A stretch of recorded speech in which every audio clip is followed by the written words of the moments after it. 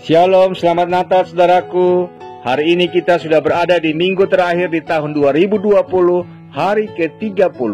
Firman Tuhan akan kembali menyapa kehidupan kita dari bacaan Alkitab 1 Tawarik pasal 28 ayat pertama hingga ayat yang ketiga yang menyatakan, Daud mengumpulkan di Yerusalem segala pembesar Israel, yakni para kepala suku, para pemimpin rombongan orang-orang yang melayani raja, para kepala pasukan 1000 dan kepala pasukan 100, serta para kepala harta benda dan ternak kepunyaan raja dan anak-anaknya. Bersama-sama mereka juga para pegawai istana dan para perwira dan semua pahlawan yang gagah perkasa. Lalu berdirilah Raja Daud dan berkata, Dengarlah, hai saudara-saudaraku dan bangsaku, aku bermaksud hendak mendirikan rumah perhentian untuk tabut perjanjian Tuhan dan untuk tumpuan kaki Allah kita. Juga aku telah membuat persediaan untuk mendirikannya. Tetapi Allah telah berfirman kepadaku, Engkau tidak akan mendirikan rumah bagi namaku, sebab engkau ini seorang prajurit dan telah menumpahkan darah. Demikianlah sabda Tuhan. Dalam bacaan kita, saudaraku, dikisahkan Raja Daud berkeinginan untuk membangun bait Allah. Tetapi Allah mengatakan itu tidak mungkin, oleh karena darah yang telah ditumpahkannya sebagai prajurit perang. Hal ini mengingatkan kita juga pada peristiwa penumpahan darah yang dilakukan oleh Daud terhadap Uria, suami Batsyeba. Kekudusan hidup sangat ditekankan oleh Tuhan dalam berjumpa menghadap hadiratnya. Sebagaimana dikatakan dalam Imamat 19 ayat yang kedua, Kuduslah kamu, sebab aku Tuhan Allahmu kudus. Pertanyaannya, menjadi kudus seperti Tuhan, apakah itu mungkin?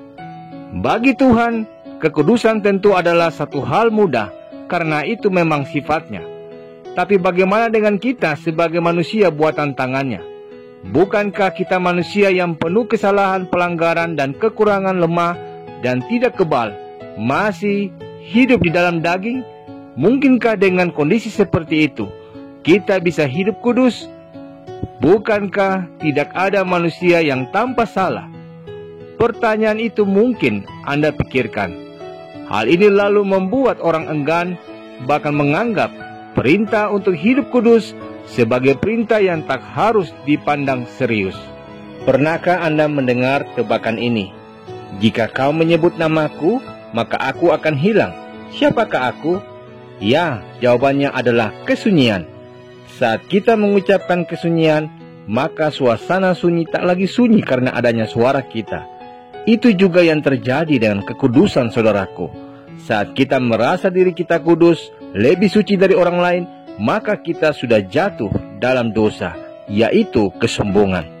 Belajar dari kisah Raja Daud, sekalipun ia telah melakukan kesalahan dengan penumpahan banyak darah, namun oleh karena ia mau menyesal dan bertobat, sehingga Allah tetap berkenan menjadikan ia raja. Dan sekalipun bukan ia yang diperkenankan membangun bait Allah, namun Allah tidak memberikan kepada orang lain, tetapi kepada anaknya Salomo sebagai keturunannya. Apa artinya ini, saudaraku? Artinya, kekudusan di dalam Kristus selalu dimulai dari kesadaran bahwa kita adalah manusia berdosa. Ya, jika kita hidup kudus, itu bukanlah karena kekuatan dan kemampuan kita. Kita memang tak akan mampu hidup kudus, tapi darah Yesuslah yang menguduskan kita, sebagaimana dinyatakan dalam Ibrani 9 ayat 14. Oleh karena itu, saudaraku, saat seseorang merasa dirinya lebih kudus dari orang lain, saat itulah ia jatuh. Namun saat kita mengabaikan atau meragukan perintah untuk hidup kudus dengan alasan-alasan tersebut, bukankah kita tak ubahnya meremehkan kuasa Allah? Hidup kudus bukanlah sebuah keadaan di mana segala pergumulan akan hilang, karena Yesus pun mengalami pencobaan dan tantangan. Tapi kekudusan adalah sebuah proses ketika kita mau menjaga dan menghargai pengorbanan Tuhan yang menguduskan kita dengan cara mentaati perintah dan kehendaknya. Memang ini butuh perjuangan, tapi percayalah bahwa Allah pasti memampukan kita. Kejarlah kekudusan sebagaimana dinyatakan dalam Ibrani 12 ayat 14. Karena dengan kekudusan kita akan bisa melihat Bapa di sorga. Amin. Saudaraku, mari kita sehati di dalam doa. Bapa yang mulia, kami bersyukur untuk kesempatan menikmati firman-Mu yang senantiasa menyapa kehidupan kami.